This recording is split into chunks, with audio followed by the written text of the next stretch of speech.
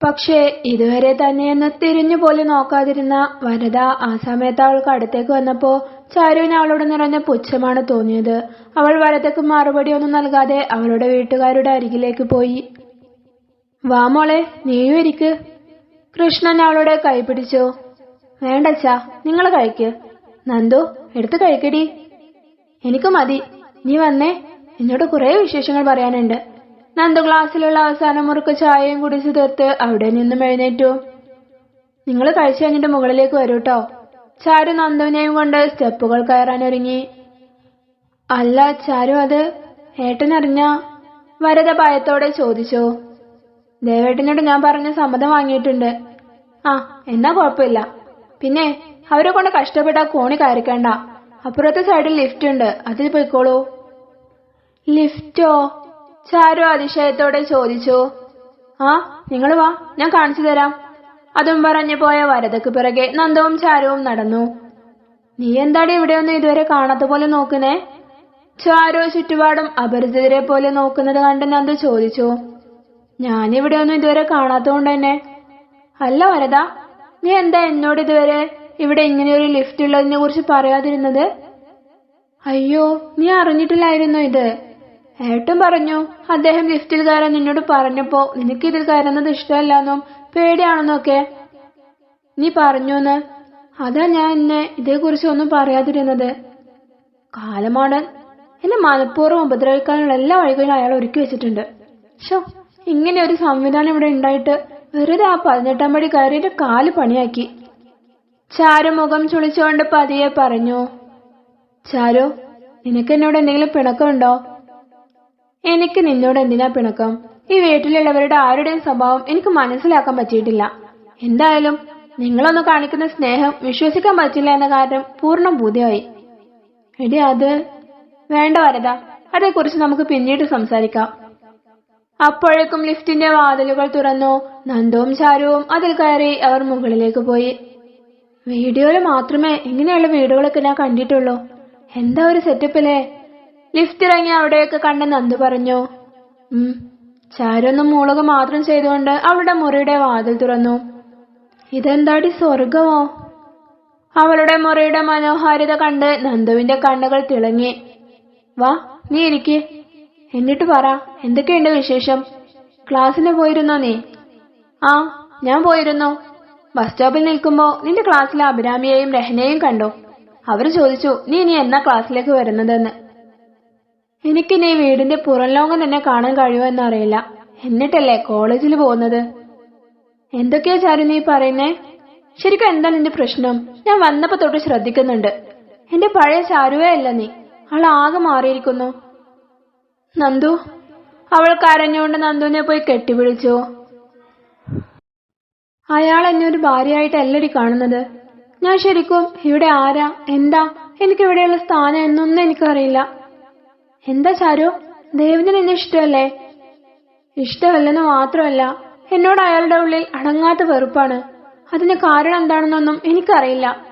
മുമ്പ് ഒരിക്കൽ പോലും തമ്മിൽ കാണുകയോ സംസാരിക്കുകയോ ചെയ്യാത്ത എന്നോട് എന്തിനാ അയാളുടെ ഉള്ളിൽ ഇത്രയ്ക്ക് ദേഷ്യമെന്ന് എനിക്കറിയില്ല. അപ്പൊ നിങ്ങൾ ഭാര്യ ഭർത്താക്കന്മാരൊന്നും ജീവിച്ചില്ലേ? ഭാര്യ ഭർത്താക്കന്മാർ. അയാൾ എന്നെ വെറുപ്പോടെ അല്ലാതൊന്നും നോക്കുക പോലും ചെയ്യാറില്ല. എന്താ അതിന് കാരണമെന്ന് ചോദിച്ചില്ലേ നീ? ഞാൻ പലതവണ ചോദിച്ചു.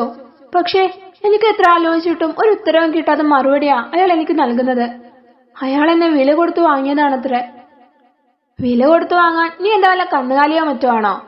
അവൻ ആരാന്ന അവന്റെ വിചാരം? പണവും പത്രാസും ഉണ്ടെന്ന് കരുതി എന്ത് തെണ്ടിത്തരവും കാണിക്കാമെന്നാണോ? തന്റെ പ്രിയപ്പെട്ട ചാരുവിനെ അവൻ ഉപദ്രവിച്ച കഥകൾ കേട്ടപ്പോ നന്ദുവിന് ദേഷ്യം അടക്കാൻ കഴിഞ്ഞില്ല. എനിക്ക് എന്തായാലും ഇനി ഇവിടെ നിൽക്കാൻ കഴിയില്ല നന്ദു. നിങ്ങൾ ഇന്ന് തന്നെ വന്നത് നന്നായി. ഞാനും നിങ്ങളുടെ കൂടെ വരിക. ആ, അത് തന്നെയാ നല്ലത്. കാര്യങ്ങളൊക്കെ നിന്റെ അച്ഛനോട് പറയാം നമുക്ക്. ബാക്കിയൊക്കെ അവർ തീരുമാനിക്കട്ടെ. അവരങ്ങനെ സംസാരിച്ചുകൊണ്ട് നിൽക്കുമ്പോഴാണ് വരദ കൃഷ്ണനെയും രാധികയെയും രാകേഷിനെയും കൂട്ടി അവിടേക്ക് വന്നത്. അവരെ അവിടെ ആക്കി കൊടുത്ത് അവൾ താഴേക്ക് പോവുകയും ചെയ്തു. അച്ഛാ, എനിക്കിനി ഇവിടെ നിൽക്കാൻ പറ്റില്ല. ഞാനും നിങ്ങളുടെ കൂടെ വരികയാ. ഇത്രയും വലിയ സൗഭാഗ്യങ്ങളൊക്കെ വിട്ട് നീ ഞങ്ങളുടെ കൂടെ വരികയാണെന്നോ? നീ എന്ത് ഭ്രാന്തൊക്കെയാണ് പറയുന്നത് സാരംഗി? രാധിക അവൾക്ക് നേരെ ദേഷ്യപ്പെട്ടുകൊണ്ട് ചെന്നു. സ്നേഹവും പരിഗണനയും ലഭിക്കാതെ എന്ത് സൗഭാഗ്യങ്ങളുണ്ടെന്ന് പറഞ്ഞിട്ട് എന്താ കാര്യം? അയാൾ എന്നെ ഒരു ഭാര്യയായിട്ട് അംഗീകരിക്കുന്നില്ല. പിന്നെ ഞാൻ എന്ത് അടിസ്ഥാനത്തിലാ ഇവിടെ നിൽക്കേണ്ടത്? ആ സ്നേഹവും പരിഗണനയും ഒക്കെ പതിയെ ലഭിച്ചോളും. നീ ഇനി എന്തൊക്കെ പറഞ്ഞാലും ഞങ്ങൾ നിന്നെ കൊണ്ട് പോവില്ല. എങ്ങനെയെങ്കിലും അവന്റെ സ്നേഹം പിടിച്ചു പറ്റാൻ നോക്ക്. നിങ്ങൾക്ക് എന്നെ പറഞ്ഞിട്ട് മനസ്സിലാവാത്തെ? അയാൾക്ക് അയാളുടെ ആവശ്യങ്ങൾ നിറവേറ്റാനുള്ള ഒരു യന്ത്രത്തെയാണ് ആവശ്യം. അങ്ങനെ ഒന്നായി നിൽക്കാൻ എന്തായാലും എനിക്ക് കഴിയില്ല. നീ വെറുതെ വാശി പിടിക്കല്ലേ സാരംഗി. ഒരു കൊല്ലമെങ്കിലും നീ ഇവിടെ നിന്നേ പറ്റൂ. അതുവരെ മിണ്ടാതിരുന്ന രാകേഷിന്റെ ശബ്ദമുയർന്നു. അതെന്താടാ ഈ ഒരു കൊല്ലത്തിന്റെ കണക്ക്? കരഞ്ഞുകൊണ്ടിരുന്ന ചാരുവിന്റെ മുഖം പെട്ടെന്ന് മാറി. അത് പിന്നെ അവൻ നിന്ന് പരുങ്ങാൻ തുടങ്ങി. സത്യം പറ, നിങ്ങളൊക്കെ കൂടി എന്ത് കളി എന്റെ ജീവിതം കൊണ്ട് കളിച്ചത്? അയാൾ എന്നെ പണം കൊടുത്ത് വാങ്ങിയതാണെന്ന് പല പ്രാവശ്യം പറഞ്ഞിട്ടും എനിക്കതിന് അർത്ഥം മനസ്സിലായിട്ടില്ല. പക്ഷെ ഇപ്പോ എനിക്ക് ഉറപ്പായി അതേക്കുറിച്ച് നിങ്ങൾക്ക് കൃത്യമായിട്ട് അറിയാമെന്ന്. നീ അതിനിങ്ങനെ കിടന്ന് തുള്ളാതെ പെണ്ണെ. കല്യാണത്തിന് മുന്നേ അവൻ കുറച്ച് പൈസ ഞങ്ങൾക്ക് തന്നിരുന്നു, അത്രയേ ഉള്ളൂ. രാധിക അലസഭാവത്തിൽ പറഞ്ഞു. എന്തിനായാലും നിങ്ങൾക്ക് പൈസ തന്നത്? ഇവന് വിദേശത്തേക്ക് പോവാൻ പൈസ വേണ്ടേ? പിന്നെ അതിനു വേണ്ടി. കല്യാണം കഴിയുന്നതിന് മുമ്പേ ഇവന് വിദേശത്തേക്ക് പോവാൻ നിങ്ങൾക്ക് പൈസ നൽകാൻ മാത്രം നല്ലവനല്ല അയാളെന്ന് എനിക്കറിയാം. അച്ഛാ സത്യം പറ, എന്താ ശരിക്കും സംഭവിച്ചത്? മോളെ, അത് അയാൾക്ക് വാക്കുകൾ കിട്ടുന്നുണ്ടായിരുന്നില്ല. ഇനിയും എന്നിൽ നിന്ന് എന്തെങ്കിലും മറച്ചു വെച്ചാ നിങ്ങൾ എന്റെ ശവമായിരിക്കും പിന്നെ കാണുന്നത്. അങ്ങനെയൊന്നും പറയില്ല മോളെ. എന്നാ പറ, എന്തിനാ നിങ്ങൾക്ക് അയാൾ പണം തന്നത്? കൃഷ്ണൻ അയാളുടെ നാവുകൾ ഉൾവലിയുന്ന പോലെ തോന്നി. സംസാരിക്കാൻ കഴിയുന്നില്ല. എന്നോട് ക്ഷമിക്കുമോളെ. ഈ മൂതവിയുടെ വാക്ക് കേട്ട് എനിക്കന്ന് അങ്ങനെയൊക്കെ ചെയ്യേണ്ടി വന്നു. എനിക്കിനി വിശദീകരണം ഒന്നും കേൾക്കണ്ട. ഞാൻ ചോദിച്ചതിനുള്ള മറുപടിയാണ് എനിക്ക് വേണ്ടത്. ഇവരുടെ വീട്ടുകാരുടെ ഒക്കെ നിന്നെ കാണാൻ വരുന്ന മുന്നേ ദേവ് വീട്ടിലേക്ക് വന്നിരുന്നു. അന്ന് നീ അവിടെയില്ല, കോളേജിൽ പോയതായിരുന്നു. ഈ കല്യാണം നടക്കുന്നതിന് അന്ന് അവനൊരു ഡിമാൻഡ് വെച്ചു. അവനാവശ്യം ഒരു കുട്ടിയാണ്. അതിനുവേണ്ടിയാണ് അവൻ ഈ കല്യാണം തന്നെ കഴിക്കുന്നതെന്നും ആ കുട്ടി ജനിക്കുന്ന ദിവസം ഈ ബന്ധം അവസാനിക്കുമെന്നും. അവന്റെ വീട്ടുകാരെ ബോധിപ്പിക്കാൻ ആ ഒരു കൊല്ലം അവർക്ക് മുന്നിൽ ഭാര്യ ഭർത്താക്കന്മാരായി ജീവിക്കണം. നിങ്ങൾ ചോദിക്കുന്ന പണം നൽകാം എന്നവൻ പറഞ്ഞപ്പോ ഈ നശിച്ചവളാ പറഞ്ഞത് നിന്നെ ഒന്നും അറിയിക്കേണ്ടെന്ന്. കൃഷ്ണൻ പറയുന്ന വാക്കുകൾ മൂർച്ചയുള്ള അമ്പുകളായി അവളുടെ ഹൃദയത്തിൽ പതിഞ്ഞുകൊണ്ടിരുന്നു. എന്നിട്ട് എന്നെ വിറ്റതിന് നിങ്ങൾക്ക് അയാൾ എത്ര പണം തന്നു?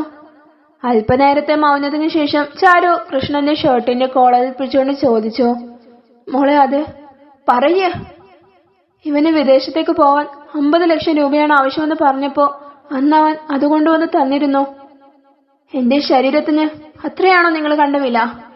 എന്റെ ജീവിതം നശിപ്പിച്ചിട്ട് അവനെ രക്ഷപ്പെടുത്തുന്നത് എന്ത് ന്യായമാണച്ചാ?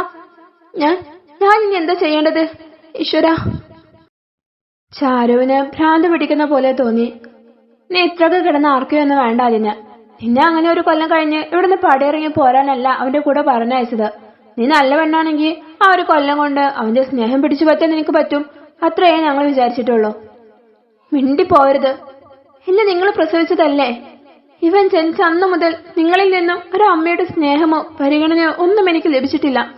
പക്ഷേ അവനെ രക്ഷപ്പെടുത്താൻ എന്റെ ജീവിതം കൊണ്ട് ഇങ്ങനെ ഒരു വൃത്തികെട്ട കളി നിങ്ങൾ കളിക്കുമെന്ന് ഞാൻ വിചാരിച്ചില്ല.